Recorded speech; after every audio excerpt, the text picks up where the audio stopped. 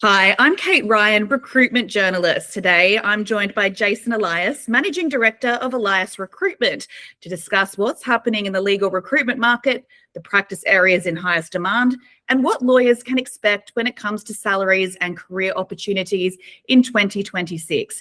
Jason, thanks for joining me. Thanks, Kate. Jason, let's start with the big picture. How would you describe the legal recruitment market right now? Are firms hiring confidently, or are they still being cautious? It's very patchy at the moment. We're finding that there are quite a number of roles still in private practice, whereas in-house it seems to be a little bit quieter. Often you'll find that with in-house roles, particularly at the senior level, somebody will move and then a vacancy opens up and there's a lot of shift. We're not seeing that we normally at this pace we normally do. I've termed it well, not just myself, but other people have termed it job hugging.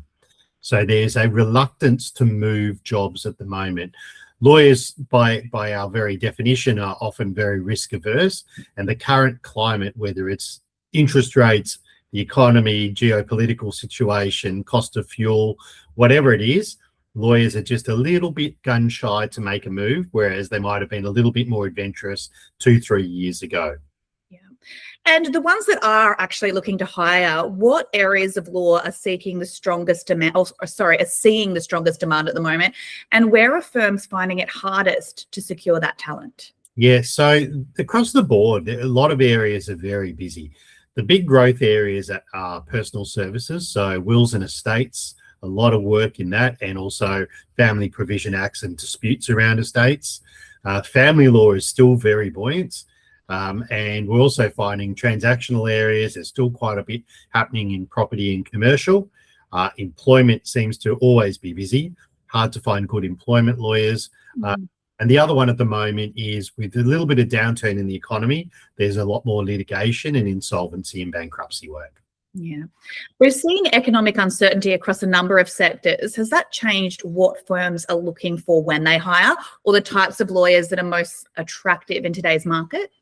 Look, it's always been you need to have good technical expertise as a ticket to entry, but obviously the ability to have those other skills, what used to be termed soft skills, like business development and being able to service your client and communicate effectively, that's very important. Added also to the tech dimension, so lawyers who have some expertise in using tech and particularly using AI.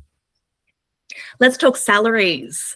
What are you seeing across the legal profession? Are salaries still rising? And where is competition for talent having the biggest impact on remuneration?